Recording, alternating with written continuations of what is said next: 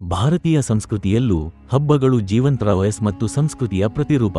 ಅಂತಹ ಹಬ್ಬಗಳಲ್ಲಿ ವಿಶೇಷವಾದುದು ಹೋಳಿ. ಇದರ ಹೆಸರೇ ಕೇಳಿದರೂ ಬಣ್ಣಗಳ ಹಬ್ಬ ಎಂಬ ಆನಂದದ ಭಾವನೆ ಮೂಡುತ್ತದೆ.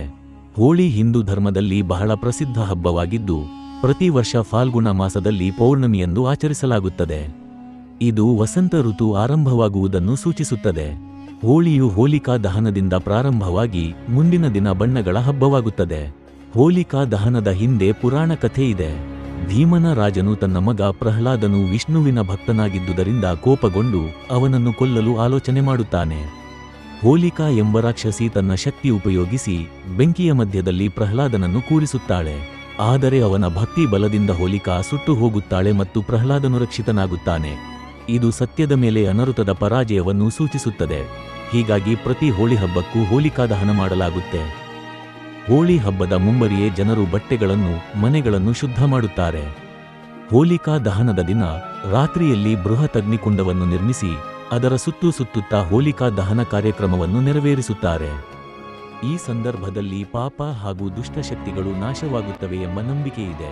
ಮರುದಿನ ಬಣ್ಣಗಳ ಹಬ್ಬ. ಸಕಲ ವಯಸ್ಕರು, ಮಕ್ಕಳು, ಯುವಕರು, ವೃದ್ಧರು ಎಲ್ಲರೂ ಬಣ್ಣಗಳಿಂದ ಆಟವಾಡುತ್ತಾರೆ. ಒಬ್ಬರ ಮೇಲೊಬ್ಬರು ಬಣ್ಣ ತಕ್ಕುತ್ತದೆ.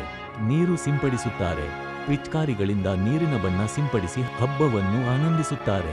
ಈ ಸಮಯದಲ್ಲಿ ಎಲ್ಲರೂ ತಮ್ಮ ಭಿನ್ನತೆಗಳನ್ನು ಬಿಟ್ಟು ಒಂದಾಗಿ ಹಬ್ಬವನ್ನು ಆಚರಿಸುತ್ತಾರೆ. ಶತ್ರುತ್ವ, ದ್ವೇಷ, ಬೆದು ಬಿದ್ದು ಪ್ರೀತಿ ಹಾಗೂ ಸ್ನೇಹವನ್ನು ಹಂಚಿಕೊಳ್ಳುವ ಈ ಹಬ್ಬ ಮಾನವೀಯ ಮೌಲ್ಯಗಳನ್ನು ಬೆಂಬಲಿಸುತ್ತದೆ.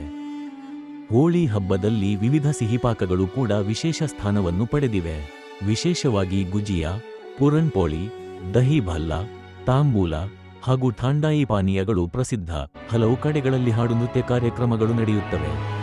ವೃತ್ತಪತ್ರಿಕೆಗಳು, ಚಿತ್ತಾರಗಳು, ಹಬ್ಬದ ಸ್ಪರ್ಧೆಗಳು ಹಮ್ಮಿಕೊಳ್ಳಲಾಗುತ್ತೆ.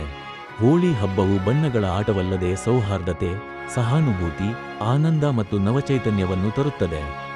ಇದು ಮನುಷ್ಯರ ನಡುವಿನ ಭಿನ್ನತೆಯನ್ನು ತೊಡೆದುಹಾಕಿ ಸಮಾನತೆಯ ಸಂದೇಶವನ್ನು ಪಸರಿಸುತ್ತದೆ. ಹೀಗಾಗಿ ಹೋಳಿ ಹಬ್ಬವು ಭಾರತೀಯ ಸಂಸ್ಕೃತಿಯ ಶ್ರೇಷ್ಠ ಉದಾಹರಣೆಗಳಲ್ಲಿ ಒಂದು. ಹೋಳಿ ನಿಜಕ್ಕೂ ಬಣ್ಣಗಳ ಹಬ್ಬವಾಗಿದ್ದು, ಬದುಕಿಗೆ ಹೊಸ ಬಣ್ಣ ತುಂಬುತ್ತದೆ.